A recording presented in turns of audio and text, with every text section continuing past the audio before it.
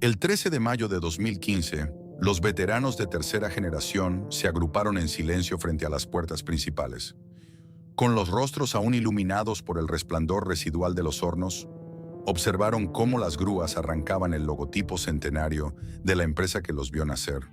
Su división matriz, el Corazón de Cristal de México, acababa de ser vendida a un rival estadounidense por $250 millones. Durante más de un siglo, esta no fue solo una fábrica. Fue el motor incandescente que forjó el destino de Monterrey, convirtiéndola en la capital industrial indiscutible de América Latina. En sus pasillos laberínticos, el vidrio fundido moldeó el futuro de decenas de miles de familias, creando un ecosistema de bienestar social que parecía invencible. Sin embargo, detrás de la ilusión de crecimiento perpetuo, se gestaba un monstruo corporativo. Cuando la asfixiante presión de los derivados tóxicos y las deudas en dólares chocó contra la implacable realidad económica global, el coloso no tuvo más remedio que amputar su propia raíz, entregando su identidad histórica para escapar del asedio de los fondos buitre. ¿Cómo es posible que el imperio de cristal que construyó metrópolis enteras y superó revoluciones terminara arrinconado por contratos financieros invisibles y la especulación implacable de Wall Street hasta el punto de sacrificar su propia alma fundacional? Adéntrate con nosotros en las entrañas de los hornos que alguna vez ardieron a más de 1500 grados centígrados. Descubre la crónica desgarradora de una ambición desmedida, donde las decisiones tomadas en frías oficinas corporativas terminaron por fracturar el legado de la dinastía industrial más emblemática de toda una nación. A principios del siglo XX, Monterrey no era la metrópolis brillante que el mundo conocería décadas después. Estaba enclavada en un valle árido del norte de México, flanqueada por la imponente silueta montañosa del Cerro de la Silla. Era una tierra dura, donde el polvo y el calor implacable forjaban el carácter de sus habitantes.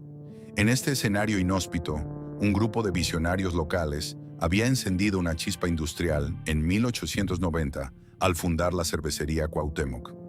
El negocio de la cerveza dorada y espumosa prosperaba rápidamente, pero se enfrentaba a un enemigo silencioso y frágil: el envase. Para que la cerveza regiomontana pudiera llegar a las mesas de todo el país, necesitaba botellas.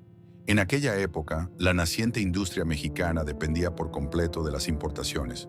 Los trenes cargados de envases de vidrio viajaban miles de kilómetros desde fábricas en Estados Unidos, atravesando desiertos y montañas. El costo logístico era exorbitante, pero ese no era el mayor de los problemas. Debido a las precarias condiciones de las vías férreas y los rudimentarios sistemas de embalaje, una gran parte del cargamento llegaba hecho añicos. Cuando los vagones abrían sus puertas en Monterrey, los trabajadores no encontraban hileras de botellas impecables, sino un mar de cristales rotos que brillaban como una amarga advertencia de su propia vulnerabilidad. Los fundadores de la cervecería, nombres que más tarde se convertirían en la aristocracia industrial de México, como Isaac Garza, Francisco G. Sada y José A. Muguerza, comprendieron una lección fundamental de la economía. Quien no controla su cadena de suministro, no controla su destino. La dependencia extranjera era una arteria abierta por donde se desangraban las ganancias. Necesitaban su propio vidrio. No querían simplemente un taller artesanal, necesitaban una instalación de escala industrial capaz de saciar la sed de una fábrica de cerveza en plena expansión. Fue así como, en 1909, nació Vidriera Monterrey. La construcción de los primeros hornos fue un desafío monumental. En una ciudad que apenas comenzaba a abrazar la era mecánica, levantar estructuras refractarias capaces de soportar y contener el infierno líquido requirió traer tecnología y expertos del extranjero. Cuando el primer horno finalmente cobró vida, el interior de la fábrica se transformó en un ecosistema de fuego. A más de 1500 grados centígrados, la mezcla de arena de sílice, carbonato de sodio y piedra caliza perdía su forma terrenal para convertirse en un río incandescente de color naranja cegador. El trabajo era brutal. Los primeros obreros regiomontanos, hombres acostumbrados al trabajo en el campo o en talleres menores, se enfrentaron a jornadas extenuantes frente a la boca de los hornos. El calor abrasador empapaba sus ropas de sudor en cuestión de minutos. El aire olía a carbón quemado, a ozono y a minerales derretidos. Sin embargo, en medio de ese ambiente infernal, había una especie de magia industrial.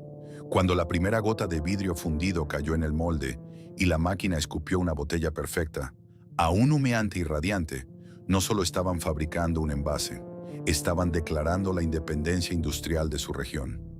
El momento no pudo ser más crítico. Apenas un año después de la fundación de la vidriera, estalló la Revolución Mexicana en 1910.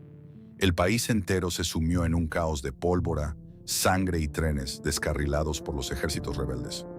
Muchas empresas extranjeras huyeron y cientos de fábricas locales cerraron sus puertas, incapaces de sostener sus operaciones entre balaceras y rutas comerciales cortadas. Pero Vidriera Monterrey se mantuvo firme. Sus hornos nunca se apagaron. Mientras el fuego de la guerra civil consumía a México en el exterior, el fuego de los hornos de Monterrey seguía fundiendo cristal en el interior. Sobrevivir a la revolución les otorgó una dureza institucional que definiría su cultura corporativa durante el siguiente siglo. A medida que el humo de la guerra se disipaba y el país comenzaba su lenta reconstrucción en la década de 1920, los directivos de la vidriera notaron algo fascinante. Las botellas de cerveza seguían siendo su prioridad, pero el horno no distinguía qué líquido iba a contener su cristal. Pronto, comenzaron a llegar solicitudes de otros sectores. Las farmacias necesitaban frascos color ámbar para proteger sus medicamentos de la luz. Las embotelladoras de refrescos nacientes buscaban envases resistentes a la presión del gas. Las amas de casa compraban alimentos conservados en frascos de vidrio transparente. Ese fue el verdadero punto de inflexión. El momento en que la tensión fundacional se resolvió en una revelación histórica. Vidriera Monterrey no era solo el apéndice de una cervecería. El vidrio tenía un potencial infinito. La semilla había germinado en el fuego y sus raíces estaban listas para romper las fronteras de Monterrey. Sin saberlo, aquellos hombres cubiertos de hollín y sudor acababan de sentar las bases del monopolio más poderoso e intocable que México vería en el siglo XX. El imperio estaba a punto de despertar. Para mediados del siglo XX, Vidriera Monterrey ya no era simplemente un complejo fabril. Se había transformado en un organismo vivo, latiendo en el mismo centro geográfico y espiritual de la ciudad. A medida que el milagro mexicano impulsaba la economía nacional, los hornos se multiplicaron. La pequeña instalación original devoró cuadras enteras, levantando chimeneas colosales que dibujaban el horizonte de Monterrey y oscurecían el cielo con el humo del progreso continuo. El ascenso fue de proporciones titánicas. En su apogeo histórico, antes de que los vientos de la globalización soplaran en su contra, Grupo Vitro, el gigantesco corporativo nacido de esa semilla inicial, dominaba de manera aplastante más del 90% del mercado nacional del vidrio. Sus naves industriales rugían sin descanso las 24 horas del día, los 365 días del año. En la cúspide de su poderío, el imperio llegó a sostener a más de 40,000 empleados directos en sus diversas divisiones. Las formidables máquinas IS, Individual Section, monstruos mecánicos de acero reluciente y grasa ardiente, escupían cientos de envases por minuto. Fabricaban miles de millones de botellas, frascos para medicinas, ventanas para rascacielos corporativos de todo el continente y parabrisas para la creciente industria automotriz mundial. El sonido dentro de la planta era una sinfonía ensordecedora y rítmica. Metal golpeando metal, vidrio chocando contra vidrio y el siseo constante del aire comprimido a alta presión. Pero la verdadera genialidad que cimentó el estatus intocable de la compañía no residía únicamente en sus asombrosos balances financieros o en su abrumadora capacidad de producción. Radicaba en un sofisticado sistema de capitalismo paternalista que forjó un vínculo de sangre entre la fábrica y la ciudad. Los dueños comprendieron que, para mantener operando semejante coloso, necesitaban paz laboral absoluta y una lealtad inquebrantable. Así, a través de instituciones pioneras como la Sociedad Cuauhtémoc y famosa SCRR, Vitro no solo ofreció empleos, Diseñó una vida entera para sus obreros. Entrar a trabajar a la vidriera era el máximo sueño de la clase trabajadora regiomontana. La empresa construyó fraccionamientos urbanos enteros, como la emblemática Colonia Vidriera, donde entregaba casas de ladrillo sólido a sus empleados a precios subsidiados. Financió clínicas médicas privadas con atención de primera línea, construyó escuelas exclusivas para los hijos de los obreros y erigió centros recreativos monumentales equipados con piscinas olímpicas, campos de béisbol de pasto perfectamente podado y teatros comunitarios. Fue así como nació el poderoso concepto de la familia Vitro. En las calles de Monterrey, un hombre que caminaba con el uniforme de la empresa llevaba puesto un símbolo de estatus y respetabilidad. El ciclo de vida dentro de esta burbuja era predecible y seguro. El abuelo se jubilaba con una pensión digna, el padre operaba las máquinas y el hijo estudiaba en la escuela de la empresa, esperando con ansias cumplir la mayoría de edad para tomar su propio puesto frente al fuego.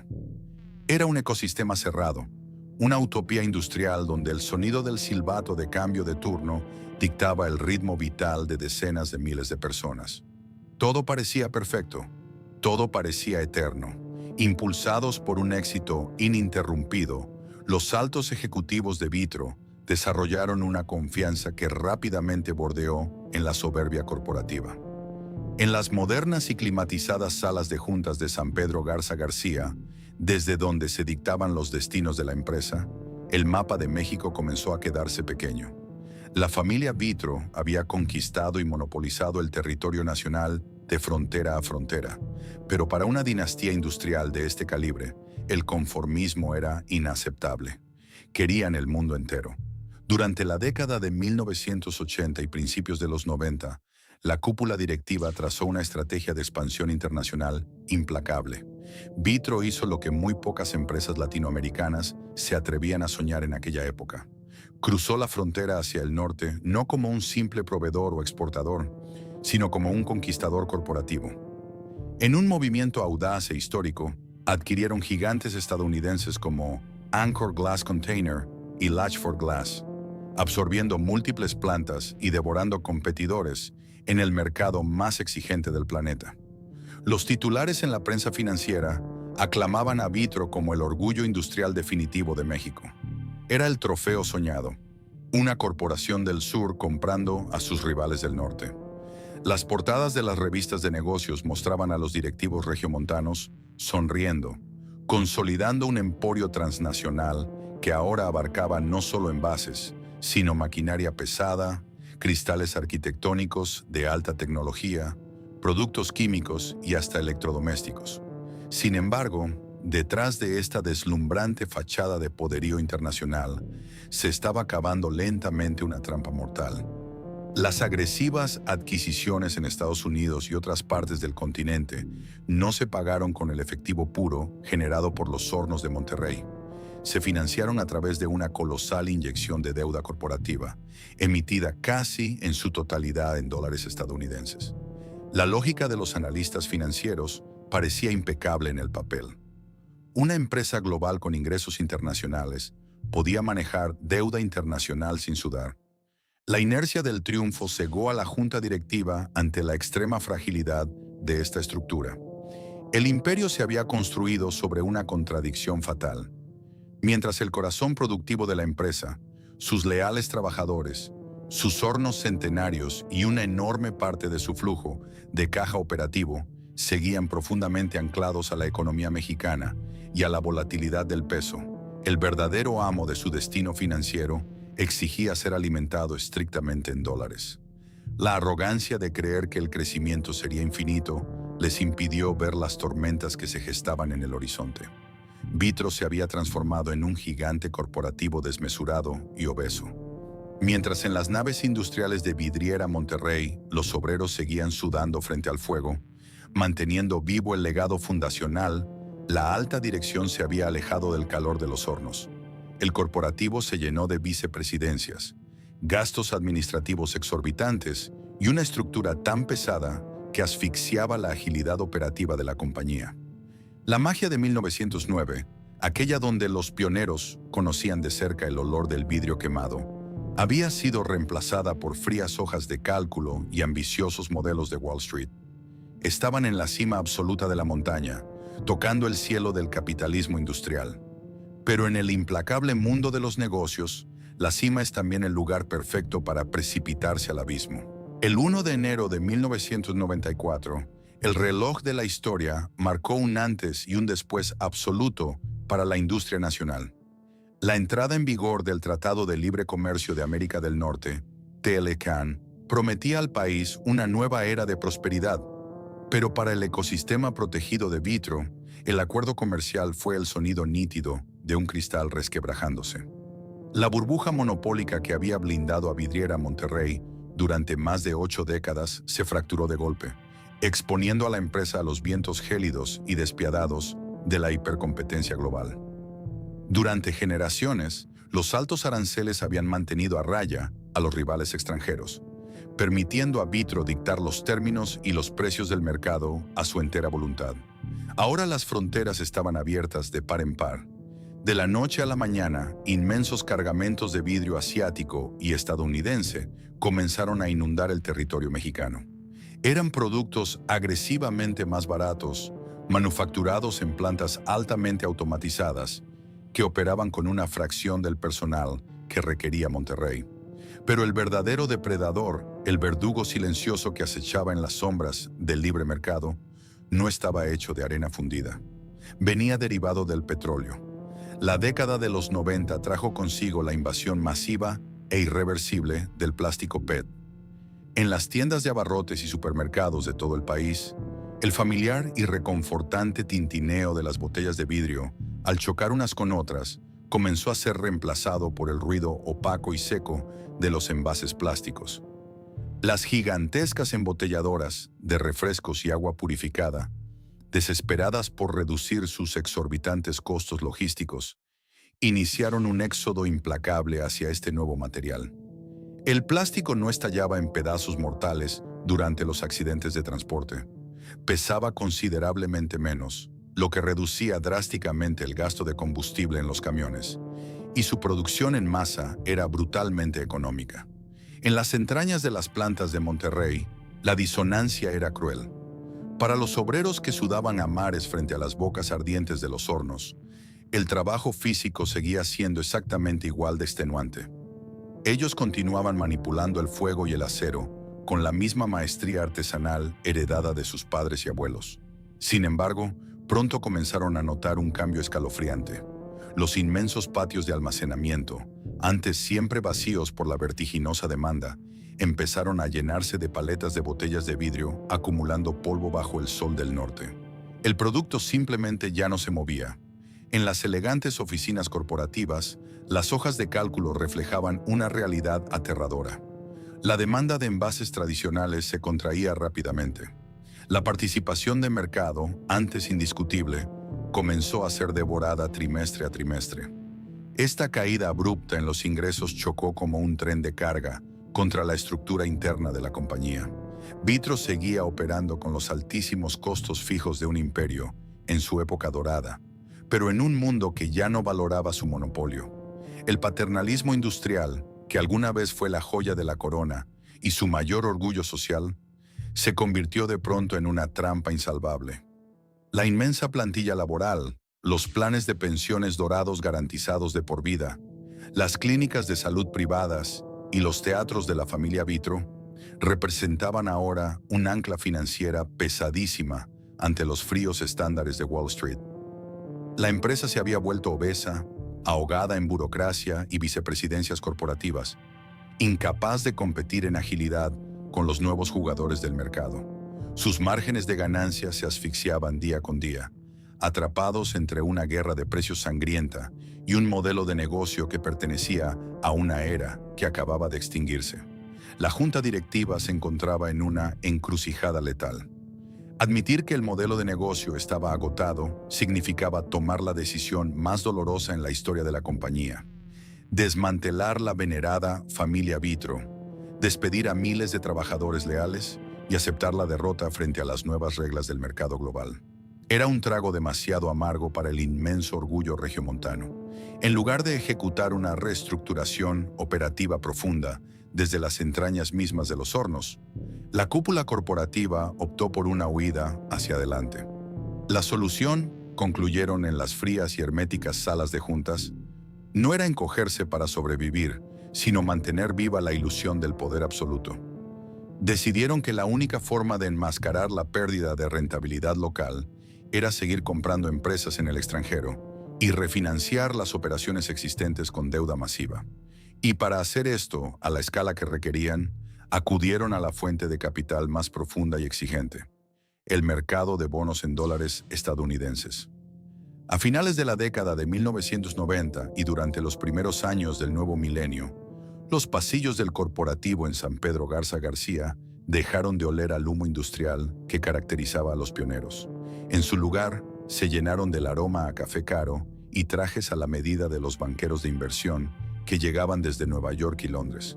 La maquinaria financiera comenzó a girar a una velocidad vertiginosa, completamente desconectada del ritmo físico de las máquinas IIS en la planta de Monterrey. Se emitieron bonos por cientos de millones de dólares.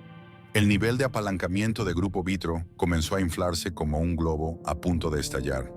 Se había creado una brecha surrealista y trágica entre dos mundos que compartían el mismo nombre. Por un lado, en la base piramidal, los obreros de Vidriera Monterrey lidiaban con la ansiedad diaria de ver menos camiones de carga salir por las puertas y escuchaban los primeros rumores de paros técnicos. Por el otro, en la cúspide, los ejecutivos firmaban pagarés internacionales y compromisos crediticios que, sin saberlo, estaban hipotecando el sudor de las próximas 3 generaciones de vidrieros. Para sostener este gigantesco y frágil castillo de naipes financiero, los tesoreros corporativos necesitaban asegurar que la constante devaluación histórica del peso mexicano no pulverizara su capacidad de pagar los intereses en dólares. Fue entonces cuando cruzaron una línea sin retorno. En su desesperación por estabilizar los balances y mostrar números atractivos a los accionistas, comenzaron a adentrarse en un territorio oscuro e incomprensible para cualquier maestro vidriero: el complejo y especulativo mercado de los derivados financieros. Compraron instrumentos exóticos, complejas apuestas matemáticas diseñadas por mentes de Wall Street que, en teoría, servirían como un escudo protector contra la volatilidad del tipo de cambio y los precios del gas natural. En el papel, parecían pólizas de seguro geniales, pero en la realidad de la economía global, los derivados de alto riesgo actúan como explosivos con temporizador. Sin que ningún trabajador en la planta lo sospechara, el destino de la fábrica centenaria de fuego, arena y acero ya no dependía de la calidad de sus botellas o del esfuerzo físico de sus hombres. Había sido atado con hilos invisibles a la ruleta rusa de los mercados financieros internacionales. El imperio estaba caminando a ciegas, con una montaña de deuda en los hombros, directo hacia el precipicio más grande de la historia económica moderna. La tormenta perfecta estaba a punto de desatarse. En septiembre de 2008, el sistema financiero global sufrió un infarto. La caída de Lehman Brothers en Nueva York envió una onda expansiva que sacudió los cimientos de la economía mundial. A más de 3.000 kilómetros de Wall Street, en las sofocantes naves de producción de Vidriera Monterrey, el impacto inicial pasó desapercibido. Frente a las lenguas de fuego, los operadores continuaban ajustando los moldes y controlando el flujo del cristal líquido, ajenos al hecho de que sus destinos estaban siendo sellados en pantallas de cristal líquido que parpadeaban con números en rojo sangre. El pánico en los mercados internacionales provocó un refugio masivo hacia el dólar estadounidense. Como consecuencia, las monedas de los países emergentes sufrieron un colapso fulminante. En cuestión de semanas, el peso mexicano se precipitó al vacío, devaluándose de manera brutal y violenta. Para cualquier empresa con deuda en dólares, esto ya era una pesadilla operativa. Pero para Grupo Vitro, debido a las oscuras decisiones tomadas en sus herméticas salas de juntas, fue una sentencia de muerte matemática. Los sofisticados instrumentos derivados, aquellas complejas fórmulas que los tesoreros habían adquirido como un escudo infalible contra las fluctuaciones cambiarias, revelaron su verdadera y monstruosa naturaleza. Estos contratos contenían cláusulas ocultas y barreras de riesgo diseñadas para proteger estrictamente a los bancos, no a la empresa industrial.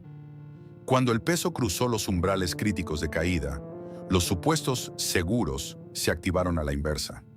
De la noche a la mañana, Vitro no solo debía el capital que había pedido prestado originalmente para su expansión internacional, sino que los contratos derivados comenzaron a exigir desembolsos multimillonarios e inmediatos en efectivo. Las temidas margin calls o llamadas de margen. En las oficinas corporativas de San Pedro Garza García, el ambiente de suficiencia y poder se transformó en un pánico asfixiante. Los teléfonos no dejaban de sonar. En la línea estaban los banqueros de inversión desde Estados Unidos y Europa, exigiendo transferencias instantáneas por cientos de millones de dólares para cubrir las pérdidas de las apuestas financieras fallidas. La disonancia cognitiva era desgarradora. Mientras en la planta matriz de Monterrey se necesitaban miles de horas hombre, sudor ardiente, toneladas de arena de sílice y enormes cantidades de gas natural para generar $1 de ganancia física mediante la fabricación de botellas. En los monitores de la tesorería corporativa, la compañía perdía decenas de millones de dólares cada hora, simplemente por el movimiento invisible de un gráfico financiero en Wall Street. La deuda del grupo, que ya era una carga asfixiante por los errores de la década anterior, mutó repentinamente hasta convertirse en un leviatán incontrolable. En un abrir y cerrar de ojos, sin haber detenido una sola máquina, sin haber perdido un solo cliente ese mes y sin haber dejado que un solo horno se apagara, las obligaciones financieras de Vitro se multiplicaron a niveles absurdos. Los números en los balances dejaron de representar el valor real de una fábrica centenaria para convertirse en una ficción tóxica. La liquidez de la empresa se evaporó con la misma violencia y rapidez con la que una gota de agua toca el cristal fundido a 1500 grados centígrados. La junta directiva observaba, pálida e impotente, cómo el imperio que había superado la Revolución Mexicana estaba siendo estrangulado. No por huelgas, no por falta de talento, sino por firmas puestas en documentos que nunca debieron existir. La caja fuerte estaba vacía y las puertas del crédito global se cerraron de golpe. A principios de 2009, el reloj de arena financiero se quedó sin granos. La compañía se enfrentaba a un vencimiento masivo de pagos de intereses sobre sus bonos en dólares, una cifra que, multiplicada por el nuevo y devastador tipo de cambio del peso devaluado, resultaba astronómica. En las entrañas del corporativo, los contadores revisaron los flujos de caja una y otra vez, buscando un milagro que no existía. La cruda realidad matemática era ineludible. O pagaban a los banqueros de Wall Street y vaciaban por completo las arcas, dejando a la fábrica sin liquidez para comprar gas natural, arena de sílice y cubrir la nómina de miles de obreros. O protegían la operación física y le daban la espalda a sus acreedores internacionales. Para una dinastía empresarial construida sobre el honor, el prestigio y la inquebrantable confianza de ser el estandarte industrial de México, la decisión era una humillación insoportable. Pero no había salida. En febrero de 2009, el gigante regiomontano cruzó el Rubicón. Grupo Vitro emitió un frío comunicado anunciando que suspendería temporalmente el pago de sus obligaciones financieras. Habían entrado en default. Impago. La noticia cayó como una losa de plomo sobre la comunidad empresarial mexicana y los mercados internacionales. Era inconcebible. Vitro no era una startup arriesgada ni una empresa fantasma. Era la institución que literalmente había fabricado los cimientos físicos de la industrialización del país. Ver a la familia Vitro admitir su insolvencia fue como presenciar el derrumbe repentino de un monumento nacional. Las agencias calificadoras de riesgo, con la frialdad implacable de quienes operan a miles de kilómetros de distancia de los hornos, hundieron la calificación crediticia de la compañía a la humillante categoría de basura. En las calles de Monterrey, la palabra default comenzó a filtrarse lentamente, desde las columnas financieras hasta las mesas de las familias obreras. Para los trabajadores de Vidriera Monterrey, la situación era profundamente confusa y aterradora. Ellos llegaban a sus turnos de madrugada, se ponían sus botas de seguridad, sus gruesos guantes y sus equipos de protección, y veían que los hornos seguían ardiendo con la misma intensidad deslumbrante de siempre. Las máquinas IS continuaban su rítmica danza ensordecedora, y las botellas seguían saliendo perfectas, brillantes y humeantes por la línea de producción. Físicamente, la fábrica estaba viva, respiraba y producía. ¿Cómo era posible que les dijeran que el imperio estaba en quiebra? Esa fue la tragedia más profunda e invisible de este colapso. El cáncer no estaba en el cristal, ni en la maquinaria pesada, ni en las manos agrietadas de los maestros vidrieros. El veneno corría exclusivamente por el torrente sanguíneo corporativo. La empresa estaba siendo devorada desde dentro por decisiones abstractas, tomadas en oficinas alfombradas donde jamás se había sentido el calor del fuego. Al declarar el impago, Vitro intentó ganar tiempo para reestructurar su monstruosa deuda, que superaba los $1.500 millones, y buscar un respiro vital. Esperaban negociar pacíficamente con sus acreedores tradicionales, apelando a su historia centenaria y a su importancia sistémica para la economía nacional. Sin embargo, en el despiadado ecosistema financiero global, la debilidad extrema es como sangre en el agua. Atrae instantáneamente a los depredadores más letales. Al hundirse el precio de los bonos de la compañía en el mercado secundario, bancos y fondos de pensiones asustados comenzaron a vender esa deuda por unos cuantos centavos de dólar. Sin saberlo, al dejar de pagar, Vitro acababa de entregar las llaves de su fortaleza centenaria a los buitres de Wall Street. El verdadero asedio, una guerra a muerte que pondría en juego la existencia misma de la matriz fundacional, estaba a punto de comenzar. En el implacable ecosistema de las altas finanzas, la debilidad extrema emite un rastro inconfundible. Cuando Vitro declaró su incapacidad para pagar, el valor de sus bonos se desplomó en el mercado secundario.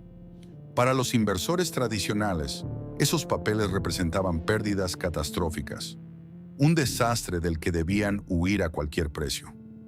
Pero en las sombras de Wall Street acecha una especie de depredador corporativo diseñado específicamente para alimentarse de empresas moribundas: los fondos de cobertura especializados en deuda en problemas, conocidos popularmente como fondos buitre.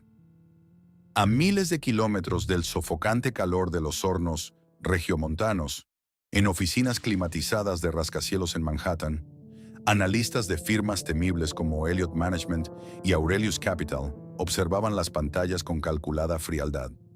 No les importaba la rica historia de Vidriera Monterrey. No sabían ni les interesaba saber cuánto tiempo tomaba dominar el arte de moldear el vidrio fundido o qué significaba la familia Vitro para el desarrollo social del norte de México. Para ellos, la centenaria fábrica de cristal era simplemente un cadáver financiero con activos físicos altamente valiosos y una estructura legal vulnerable. La estrategia de los fondos buitre fue rápida, agresiva y quirúrgica. Aprovechando el pánico, compraron masivamente la deuda de Vitro a precios de liquidación, pagando apenas unos pocos centavos por cada dólar de valor nominal.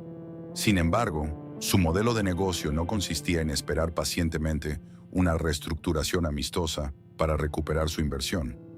Una vez que acumularon suficientes bonos para tener poder de veto sobre cualquier acuerdo, revelaron sus verdaderas intenciones. No querían negociar descuentos ni plazos extendidos. Querían cobrar el 100% del valor original de la deuda, más intereses moratorios astronómicos. Y si la empresa no podía pagarles en efectivo, lo cual sabían que era imposible, su objetivo final era claro y brutal: tomar el control absoluto de Grupo Vitro, desmembrarlo y vender sus partes al mejor postor para maximizar sus ganancias. El asedio legal comenzó con una ferocidad sin precedentes. Los fondos buitre lanzaron una avalancha de demandas civiles en las Cortes del Estado de Nueva York, amparados por las leyes bajo las cuales se habían emitido los bonos originales. Los abogados de Wall Street, armados con contratos blindados y un presupuesto legal ilimitado, solicitaron embargos inmediatos y exigieron que se forzara a la compañía mexicana a la liquidación. Para la junta directiva en San Pedro Garza García, el choque cultural y estratégico fue paralizante.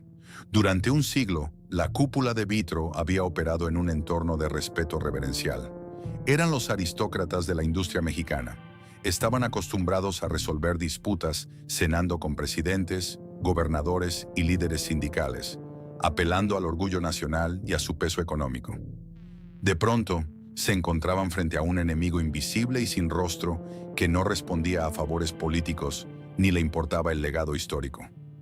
Los fondos buitre eran máquinas matemáticas puras, insensibles a las súplicas o a la amenaza de dejar a decenas de miles de familias en la calle. La tensión se volvió insoportable.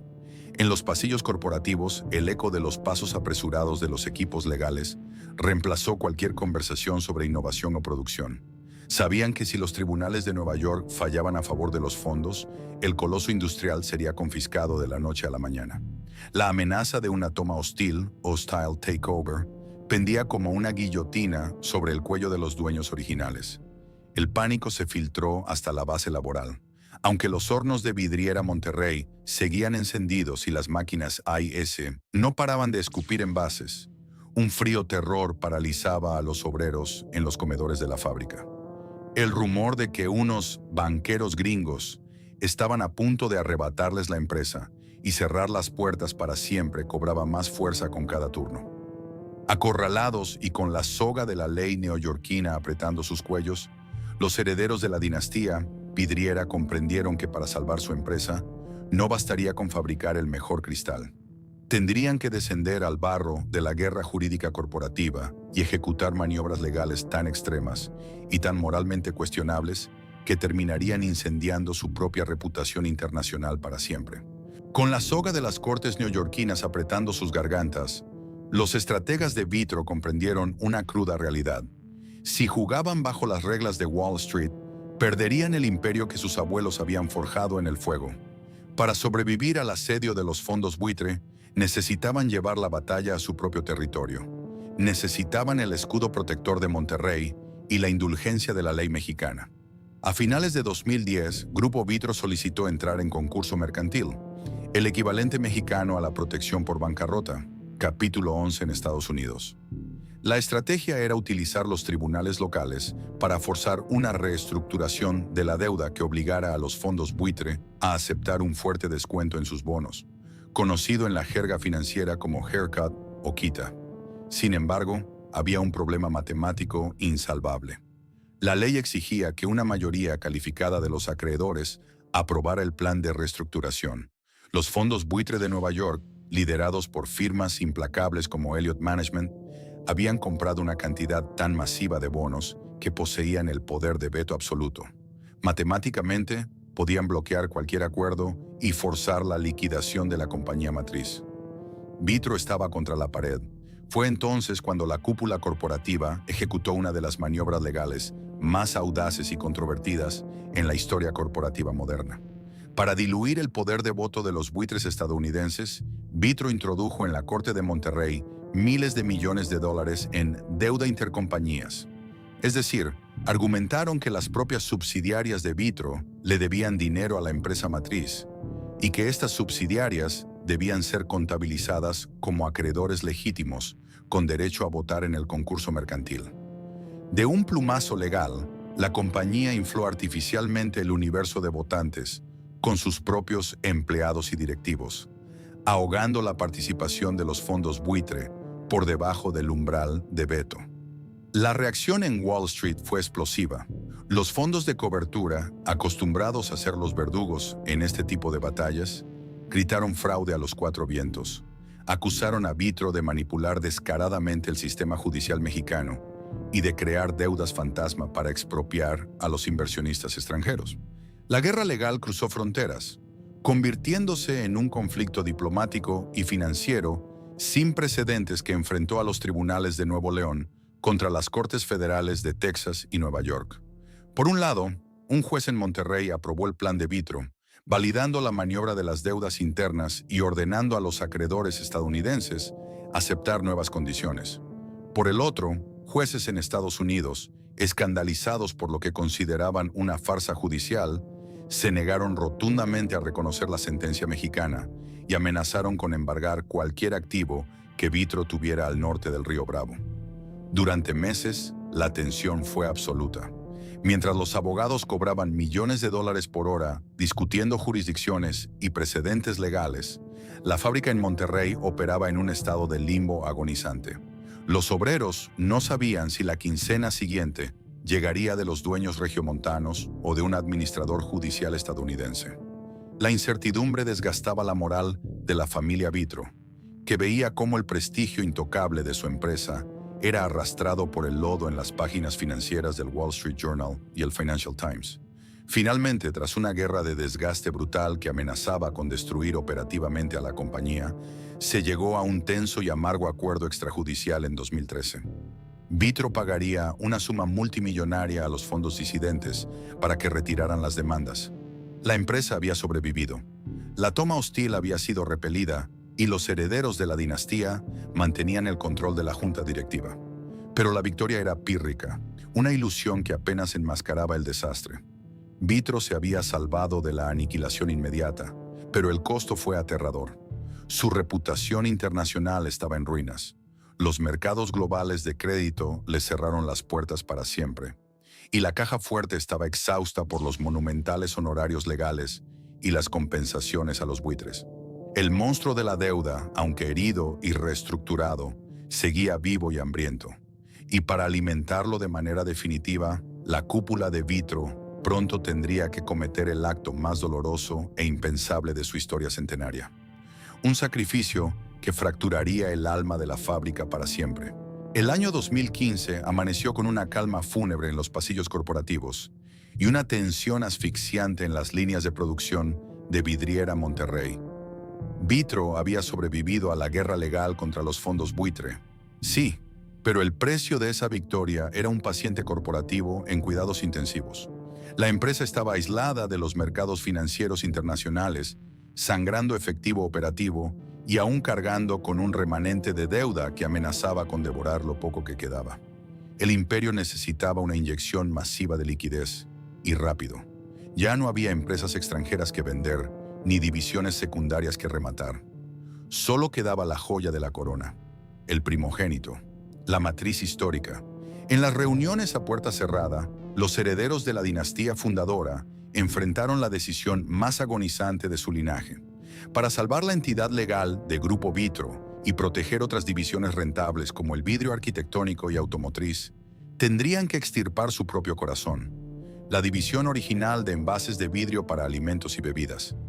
El mismo negocio exacto que había nacido en 1909 para embotellar cerveza, el motor fundacional que había dado origen a la familia Vitro. El comprador no era un fondo abstracto, sino un nombre que resonó como una bofetada en el orgullo regiomontano. Owens Illinois, O.I., el gigante vidriero estadounidense y su rival histórico. El acuerdo se cerró por $250 millones. Con una sola firma en un frío contrato de adquisición, más de un siglo de herencia industrial mexicana fue transferido a manos extranjeras.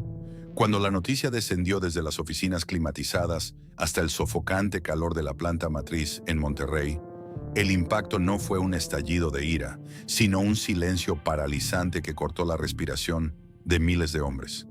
Bajemos a las entrañas de la fábrica en esos días de mayo. El ambiente físico era el mismo infierno controlado de siempre. La temperatura frente a las bocas de los hornos superaba los 50 grados centígrados, empapando de sudor los gruesos uniformes de algodón ignífugo en cuestión de minutos. El aire estaba espeso, saturado con el olor metálico del acero caliente, el ozono de la maquinaria pesada y el inconfundible aroma acre del cristal fundido. Las colosales máquinas IS continuaban su danza violenta y perfecta. Clac, clac, hiss. El molde se cerraba, el aire comprimido inyectaba forma a la gota de fuego y una botella incandescente y perfecta salía deslizándose por la banda transportadora. Pero los hombres que operaban aquellas bestias de acero estaban rotos por dentro. Imagina a un maestro vidriero de tercera generación, con el rostro curtido por décadas frente al fuego, observando el logotipo de la B bordado en su pecho. Su abuelo había sudado en esos mismos hornos durante la Revolución. Su padre le había enseñado a leer el color de la llama para saber si la mezcla de arena, de sílice y carbonato estaba en su punto exacto. Él mismo había nacido en el hospital de la empresa y había conocido a su esposa en el centro recreativo de la Sociedad Cuauhtémoc y Famosa. Para él, Vitro no era un empleador. Era su identidad, su patria chica, el tejido mismo de su existencia. Y de repente el supervisor de turno, con la mirada baja y la voz quebrada por el ruido ensordecedor de las sopladoras, le confirmaba el rumor. Habían sido vendidos. A partir de ese momento, ya no fabricarían botellas para la empresa que los vio nacer. Su lealtad, su experiencia, su sudor y el horno mismo que consideraba suyo, ahora pertenecían a una corporación con sede en Ohio, Estados Unidos. El desgarro psicológico fue inmenso. No los estaban despidiendo. Owens, Illinois necesitaba mantener las plantas operando y retener el talento técnico. Pero la sensación de pérdida era absoluta. Era como despertar un día y descubrir que te han borrado el apellido. En los vestidores, al terminar el turno de madrugada, hombres corpulentos y endurecidos por el trabajo físico más brutal rompieron a llorar en silencio frente a sus casilleros de metal.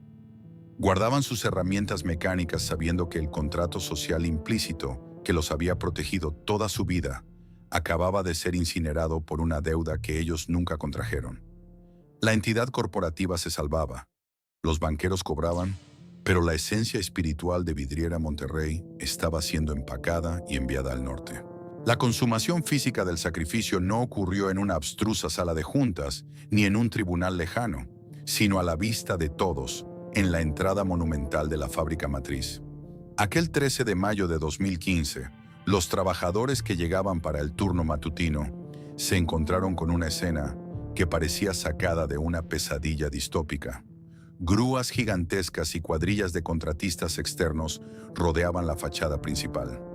Con el sonido chirriante y agónico del metal pesado, siendo forzado y arrancado de sus remaches, la enorme letra V y el logotipo centenario que habían coronado el edificio durante décadas fueron separados de sus cimientos.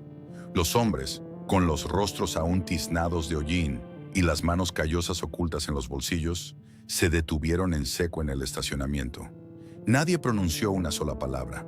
El silencio humano era ensordecedor, roto únicamente por el zumbido de los motores diésel de las grúas y el golpeteo sordo de las herramientas neumáticas. Ver caer ese emblema contra el suelo polvoriento no era simplemente presenciar un cambio de imagen corporativa, era atestiguar la demolición visual de su propia herencia familiar. El símbolo bajo el cual sus padres y abuelos habían forjado el acero y el progreso de Monterrey, ahora yacía como chatarra descartable. Horas más tarde, la cruda realidad de la transacción se materializó dentro de las naves industriales. Directivos estadounidenses de Owens, Illinois, recorrieron las instalaciones. Vestían impecables trajes de protección, gafas de seguridad relucientes y cascos blancos inmaculados que contrastaban violentamente con el equipo desgastado, engrasado y quemado de los operarios locales. Caminaban por las pasarelas metálicas elevadas, observando el mar de fuego y maquinaria desde arriba, hablando en inglés, señalando las líneas de producción y tomando notas ágiles en tabletas electrónicas. Para ellos aquel lugar no era un templo sagrado del trabajo regiomontano. Era simplemente una suma de activos tangibles, una adición estratégica a su portafolio global para dominar el mercado latinoamericano de envases. Eran los nuevos amos caminando por una tierra recién conquistada, pero el golpe de gracia a la moral obrera, el momento de ruptura definitiva, llegó con un acto aparentemente mundano: el cambio de uniformes. Al finalizar el turno, a cada trabajador se le entregó un paquete envuelto en plástico transparente. Adentro venía ropa de trabajo nueva, de colores distintos, con las siglas extranjeras de OI estampadas en el lado izquierdo del pecho. La instrucción de los supervisores fue clara, tajante e innegociable. A partir del siguiente turno, cualquier prenda, gorra o chaqueta que llevara el emblema de Vitro debía ser desechada o devuelta inmediatamente. Se les prohibió de manera estricta portar el antiguo escudo dentro del perímetro de las instalaciones. En la sofocante penumbra de los vestidores, frente a las hileras de casilleros de metal oxidado, la escena era desoladora. Al despojarse de sus viejas camisas de algodón ignífugo, muchos hombres sintieron que se estaban arrancando la piel a tiras. Aquellas prendas manchadas de aceite y marcadas por las quemaduras de las chispas no eran simples pedazos de tela. Eran medallas al mérito, testigos mudos de incontables madrugadas de esfuerzo y orgullo. Eran la prueba física de que pertenecían a algo más grande que ellos mismos. Algunos veteranos, con lágrimas contenidas en los ojos y desafiando silenciosamente las nuevas normativas corporativas, doblaron sus viejas camisas con reverencia y las escondieron en el fondo de sus mochilas.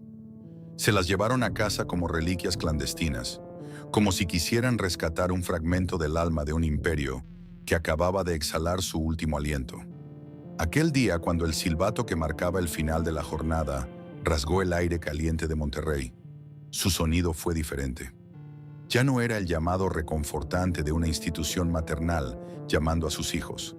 Era simplemente el timbre mecánico e impersonal de una multinacional despachando a un lote de recursos humanos. La fábrica seguía allí, el fuego seguía rugiendo y el vidrio fundido seguía fluyendo. Físicamente, el coloso no había muerto, pero en la implacable mesa de disección de Wall Street, la familia Vitro había sido finalmente amputada y borrada para siempre. Tras la brutal amputación corporativa de 2015, el polvo de la guerra financiera finalmente se asentó sobre el Valle Industrial de Monterrey. Desde la distancia, la silueta de la antigua fábrica matriz parecía inalterada. Las inmensas chimeneas seguían perforando el cielo regiomontano y el humo continuaba su ascenso perpetuo. Sin embargo, al cruzar las puertas de acero, la realidad revelaba un paisaje humano devastado. No era un silencio acústico. Las máquinas ETDRC seguían rugiendo bajo el mando y las métricas de Owens, Illinois, sino un silencio espiritual, profundo y sepulcral. La transición a la nueva administración estadounidense fue un choque gélido. Los ejecutivos que llegaron desde Ohio no aterrizaron en México para adoptar a una familia. Llegaron para optimizar un activo recién adquirido. La intrincada red de beneficios sociales, aquel cálido tejido paternalista que había definido la vida de los trabajadores durante un siglo, fue desmantelada con la frialdad geométrica de un bisturí financiero. Las clínicas de salud exclusivas, las despensas subsidiadas y las estructuras de apoyo que alguna vez blindaron el futuro de miles de familias, fueron sustituidas por los estándares fríos y estandarizados de las prestaciones corporativas convencionales. El impacto humano se fracturó en distintas trayectorias, todas dolorosas. Primero, estuvieron los veteranos, hombres curtidos que habían dedicado 30 o 40 años de su vida a los hornos de Vitro. Para la nueva corporación multinacional, su experiencia técnica era valiosa, pero sus antiguos y robustos contratos representaban un lastre financiero inaceptable. Muchos fueron sutilmente empujados hacia jubilaciones anticipadas, recibiendo liquidaciones que apenas reflejaban una fracción del inmenso valor de su lealtad histórica. Algunos de estos maestros del fuego se vieron forzados a buscar empleos menores en la economía informal para sobrevivir con dignidad en su vejez. En segundo lugar, se encontraban los trabajadores más jóvenes que permanecieron en la planta. Tuvieron que firmar nuevos contratos bajo la entidad de hoy. Aunque conservaron su fuente de ingresos básicos, el ambiente dentro de la nave industrial se transformó en una dictadura de las métricas. El sentido de pertenencia inquebrantable se evaporó. Ahora eran evaluados estrictamente por hojas de cálculo de eficiencia y rendimiento que se enviaban diariamente a los servidores en Estados Unidos. La camaradería y el orgullo nacionalista de fabricar el vidrio de México se redujeron a una simple transacción comercial, sudor a cambio de un cheque quincenal. La onda expansiva no se detuvo en los muros de la fábrica. Golpeó de lleno a la comunidad periférica. En la emblemática colonia vidriera, las casas de ladrillo rojo que la empresa había ayudado a construir décadas atrás parecían guardar un luto silencioso. Los pequeños comercios locales, las fondas donde los obreros almorzaban y los talleres que daban servicio secundario a la gigantesca planta, vieron sus ingresos desplomarse ante la incertidumbre y el recorte de personal. Los monumentales centros recreativos y deportivos de la Sociedad Cuauhtémoc y famosa SCUIF, que en otra época representaban la utopía del capitalismo social, comenzaron a vaciarse lentamente. Ya no había torneos de béisbol patrocinados por la división matriz, ni fiestas masivas de fin de año donde miles de trabajadores brindaban por un futuro asegurado. El tejido social, sostenido durante más de 100 años por el calor de los hornos, se deshizo como un parabrisas astillado bajo la bota de la eficiencia global. Mientras tanto, a pocos kilómetros de allí, en las relucientes oficinas de San Pedro Garza García, Grupo Vitro celebraba su propia versión, fría y calculada, de la supervivencia. Con los $2.050 millones obtenidos por el sacrificio de su primogénito, la junta directiva logró apaciguar a los demandantes y liquidar la asfixiante deuda que los había llevado al borde de la aniquilación. La entidad legal se había salvado del abismo. ¿Pero qué quedó del gigante original? Vitro se vio forzado a reinventarse desde sus propias cenizas, transformándose en una compañía radicalmente distinta. Con el dinero remanente de la venta, reorientaron todos sus esfuerzos hacia el vidrio arquitectónico para rascacielos y cristales automotrices. Sus balances financieros volvieron a mostrar números negros, y el precio de su acción en la bolsa recuperó una calma técnica. Sin embargo, esta aparente resurrección contable ocultaba una verdad innegable. La nueva Vitro operaba con una fracción minúscula de su antiguo ejército laboral. Ya no fabricaba los envases que tocaban las mesas de millones de familias a diario. Se había convertido en un fabricante industrial, B2B, altamente especializado e invisible para el ciudadano común. El coloso que alguna vez dictó el ritmo urbano y social de toda una metrópolis había encogido deliberadamente su presencia para caber en los estrechos márgenes de rentabilidad del siglo XXI. La junta directiva había logrado lo que en Wall Street parecía imposible. Salvaron el ticker de la empresa en la bolsa y protegieron el patrimonio corporativo contra una toma hostil. Las escuelas de negocios estudiarían sus audaces maniobras legales, pero en los pasillos polvorientos de la antigua fábrica matriz, donde el olor a ozono se mezclaba con el sudor, el veredicto definitivo era trágico. El sistema corporativo había decidido extirpar el corazón latiendo para que el cerebro pudiera seguir vivo.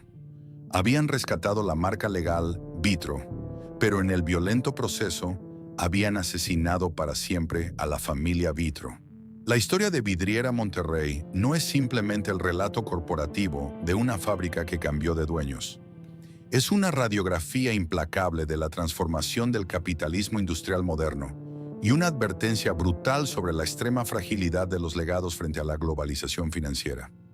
Durante más de 100 años, el modelo regiomontano demostró al mundo que era posible construir un imperio donde la prosperidad de la compañía estuviera íntimamente ligada al bienestar directo de sus trabajadores.